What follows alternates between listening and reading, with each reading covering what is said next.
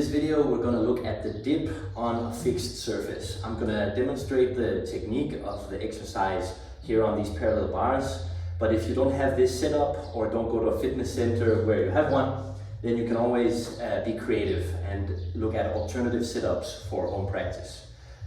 I'm going to prioritize range of motion in the performance of the dip. So whereas many people will normally do dips stopping at around 90 degrees of elbow bend, I will recommend you to go deeper, taking into account, of course, that a deep range of motion might feel a bit exposed or in some cases might provoke some pain. But let's assume we're working kind of within a pain-free spectrum with the biggest range as possible. Then we want to actually get our shoulders below the elbows as deep as we can or want to find a stretch of the anterior delts and chest before rebounding back up.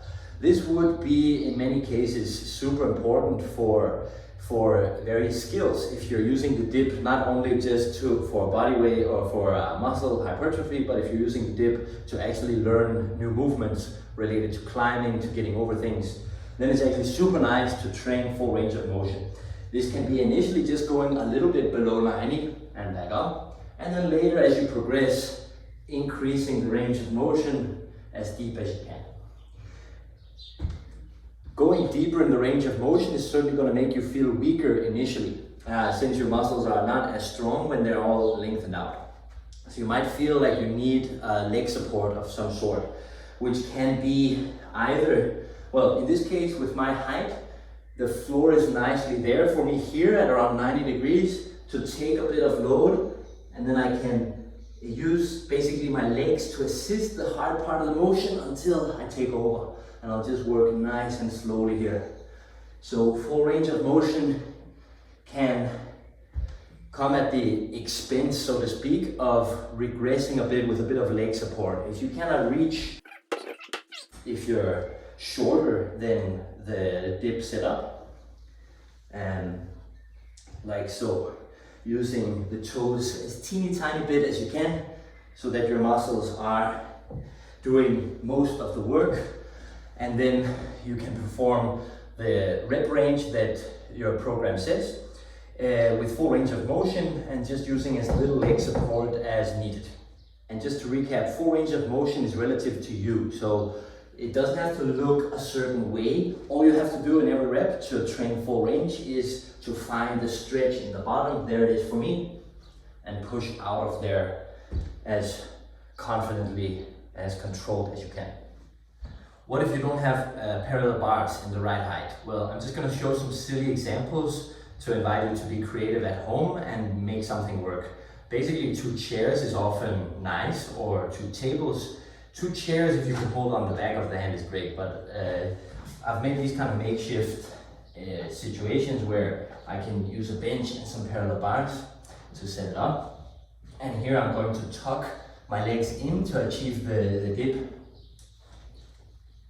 and work so that I can be full body weight without having to have like super tall parallel bar situations. So I just maybe tap the floor with my knees and push out of there.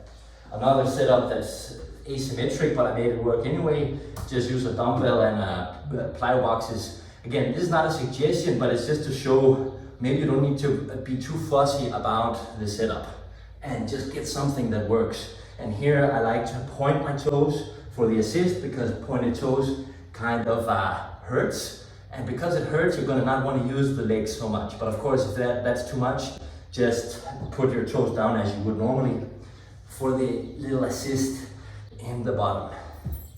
I'd recommend getting proficient in the body weight dip for at least 6 to 8 repetitions before you start adding load. But when you have done, when you feel ready for it, you can add load in different ways, both low tech and high tech.